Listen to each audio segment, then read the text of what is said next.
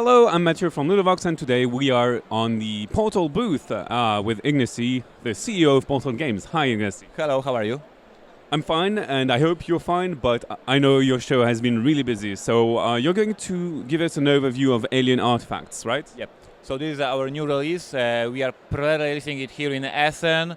The whole print run will reach distribution in Europe in a couple of weeks, so this is like a first chance to grab the copy and play the game. And this is our new science fiction game. It's an engine building game, so all of our fans who know Imperial Settlers or 51st State will find this game very interesting, because once again you have to build an empire, but this time not in a fantasy world, not in the post-apocalyptic world, but in a science fiction world. So in this game we will discover planets to reach new resources and new spaces. We will build warships, maybe to attack aliens or other players, and we will develop technologies to have special abilities, like a tech tree in many other games. So we have three types of cards: ships, technologies, and planets. It's super simple to build the cards. You have to pay resources. We have special super interesting system of resource cards. So in each round, a player has 3 resources cards in his hand. He looks at his hand and he has to choose how to spend them.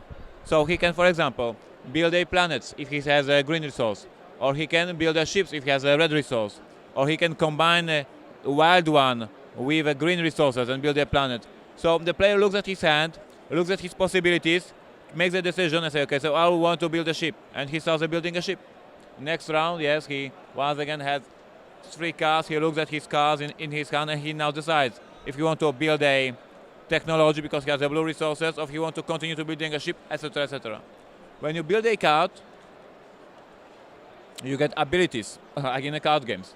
So if you build a planet, you will get a discount for all future, because this planet provides resources for that. So by building a planet, if you can imagine in a future rounds having more and more planets built, you will have much more powerful engine for building, because you have all these discounts because you have a resource on planets. If you build ships, you will have a chance to play more than 2 cards. There's a flat rule in the game: you always play 2 cards, unless you have a fleet of ships, because then you get flexible, you can move to different places, and therefore you can play more cards. So with more ships in your empire, suddenly instead of playing only 2 cards, you can play 3 or 4 or more cards. So it's being flexible in actions. And the last part of the game, technologies. As you can imagine, obviously, technologies break every damn rule of the game. Like, they give you these special powers. They let you do things that other players cannot do. To score points in that way or that way, to build more ships, to build cheaper, etc., etc. So players will build these technologies to have special abilities. We play a couple of rounds, yes, the game, depending on how many players, the game is longer or shorter, and then we will count every single card that you build, and during the in-game scoring, you get some score because you are doing something interesting with technologies. But there is always something more, because it's a Portal Games game, so of course there is more. Instead of building a planet to get this discount resources, you can exhaust the planet, like in science fiction novels or video games. You exhaust the planet.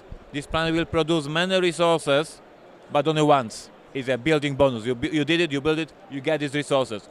If you're lucky, when you draw these resources, you might also score victory points. I will not go into the details, but it's also a chance to score some points, but then the planet is exhausted.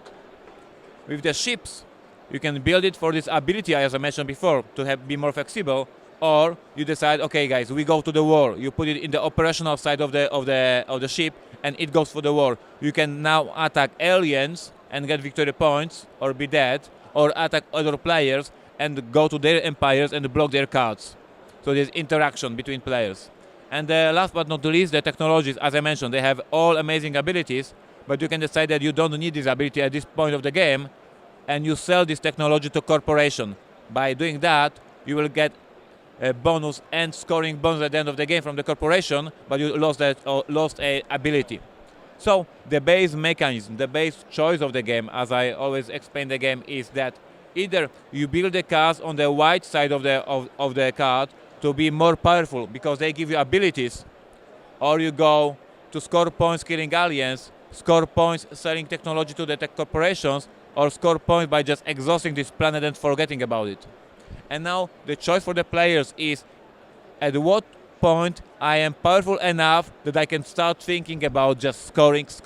You have to switch the engine at some point to win the game. So for all people who like Imperceptors, 51st State, or other engine building games, this is like a, once again, perfect match. Yes, we build our production, we get our powers, and then we want to score points, and then we'll see who won. So just a quick question: do we always have one card under construction for each type? You can have more. For example, when I play my personal style, because everybody plays differently, my personal style is that at the beginning of the game, buy couple of technologies, so I have my plan, and then start building. My first few 5 turns, I'm just preparing my plan for the game, and then I start building the stuff. Then you move and you advance rather quickly. Okay. So I tend to have a couple of cards here in preparation.